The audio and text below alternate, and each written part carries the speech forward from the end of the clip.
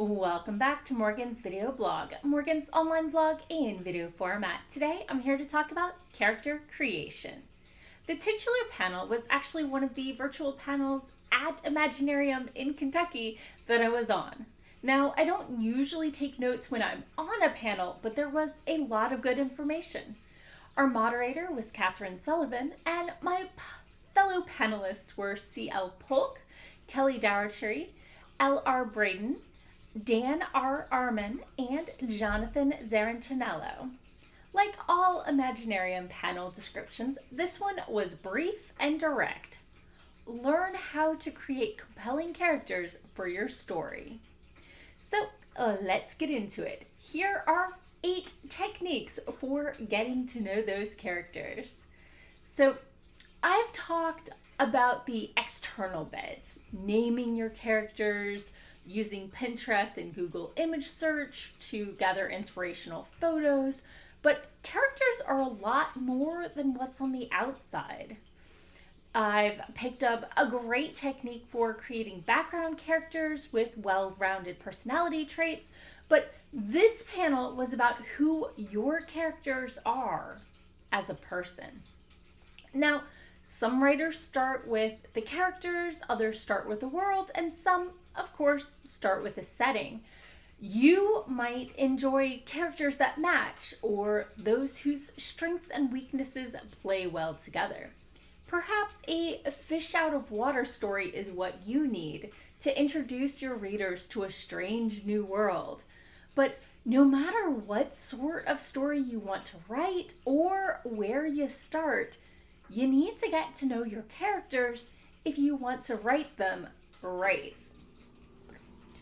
Sorry, I amused myself. So, technique number 1, fill out a role-playing character sheet. The most basic and straightforward technique for many writers is to take a character sheet with skills and attributes and equipment and simply fill it out for the character in question. There are tons of RPGs, role-playing games, so you can pick the type of character sheet that works for you and your story. D&D, Pathfinder, White Wolf, Deadlands, 7th Sea, whatever the kids are playing these days. It's a great way to start if you want something a little more structured and guided. Technique number 2, start with the wound. Dun dun dun. Life is complicated, and most of us are not living lives where we've achieved all of our goals and reached fulfillment. There is usually something, at least one thing, that we want, even if we're not actively working toward it, and there's often something in us holding us back. When building your characters, look at them and decide what about them would benefit from some serious therapy. Technique number 3, channel an aspect of yourself. Now, I'm not saying to create an idealized version of yourself that all the characters love and has all the luck. Gary Stu and Mary Sue characters are not what you want, but we all hold multitudes, and for most of us, every character we create has some aspect of us in them.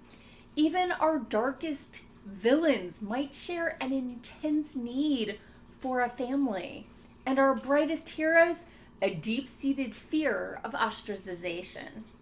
Now, of course, not every trait a character has must come from some aspect of you, but there's usually something that gives you a connection, a way to understand your character and channel them into your writing.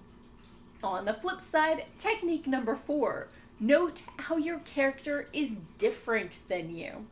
By explicitly noting the drastic differences between you and your character, you can more easily see how they would react in ways that you might find unnatural and lead to a better understanding of how your character works.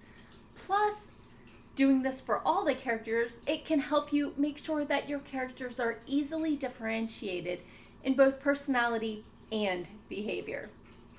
Technique number 5, Use their greatest strength against them.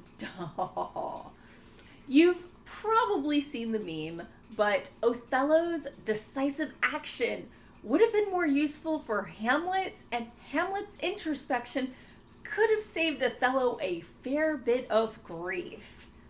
Give your characters strengths and then put them in situations where their strengths are useless. So, technique number 6, assess what the character would change about themselves. Most people out there have things about themselves they want to change. While some would choose an action from their past or a physical attribute, there are plenty that want to change something about their own personalities. What are they fighting in themselves? Technique number 7, discover what they will always do. Think about your character. Will they always strive to avoid conflict? Perhaps they always put their family first, even at a detriment to themselves. Maybe they never back down from a fight. It can be positive, it can be negative, or it could just be binge eating chocolates every Friday night. But your character probably has something about them that will always make them act in a particular way. And finally, technique number 8, evaluate the difference between what your character wants and what they need. If you do that, you have your plot. It's up to you which your character gets and if they live to regret it. So, do you have any favorite techniques I've missed? Have you used any of these techniques?